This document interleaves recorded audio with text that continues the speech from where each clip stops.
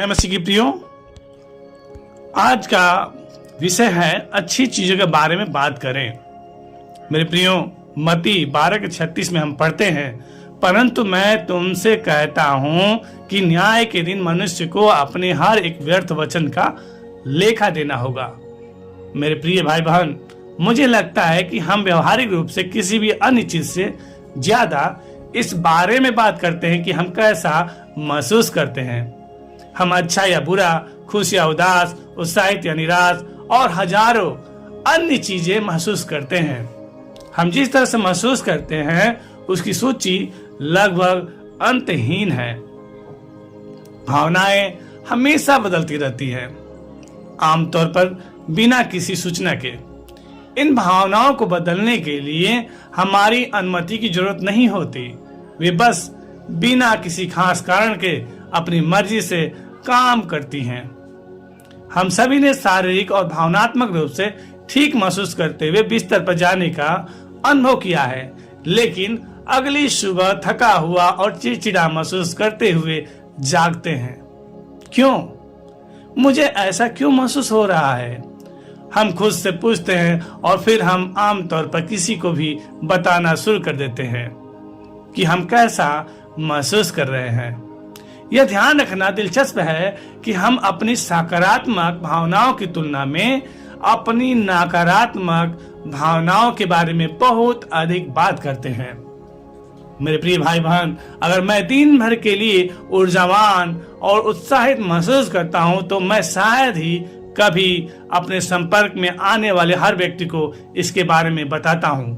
हालांकि अगर मैं थका हुआ और निराश महसूस करता हूं, तो मैं सभी को बताना चाहता हूं। मुझे यह सीखने में सालों लग गए कि मैं कैसा महसूस करता हूं।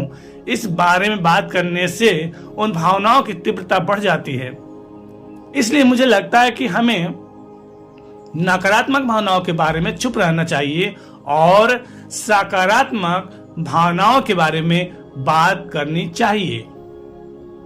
मेरे प्रियो, आप हमेशा परमेश्वर को बता सकते हैं कि आप कैसा महसूस करते हैं और उनकी मदद और ताकत मांग सकते हैं। लेकिन नकारात्मक भावनाओं के बारे में सिर्फ बात करने के लिए बात करना बिल्कुल भी अच्छा नहीं है। अगर नकारात्मक भावनाएं बनी रहती हैं तो प्रार्थना करने या तलाश करने के लिए कहें। बाइबल की सच्चाई पर आधारित सलाह अच्छी बात है, लेकिन एक बार फिर मैं इस बात पर जोर देना चाहता हूं कि सिर्फ बात करने के लिए बात करना बेकार है। मेरे प्रियो, अगर हमें यह जानने के लिए इंतजार करना पड़ता है कि हम कैसा महसूस कर रहे हैं, तो हम अपनी भावनाओं को अपने ऊपर नियंत्रण दे रहे हैं। लेकिन अगर हम अपनी भावनाओं की परवाह किए बिना सही चुनाव करने के लिए तैयार हैं, तो परमेश्वर हमेशा हमें ऐसा करने की शक्ति देने के लिए वफादार रहेगा। मेरे प्रियो, उस पर भरोसा रखें। आप कैसा महसूस कर रहे हैं? अगर आपकी भावनाएं सकारात्मक हैं तो किसी को बताएं, अगर वे नकारात्मक हैं तो परमेश्वर को बताएं और उन पर भरोसा रखें कि वे सब ठीक कर देंगे। आप कैसा महसूस कर रहे हैं, इस पर ध्यान दिए बिना अपने दिन का आनंद लेना चुने।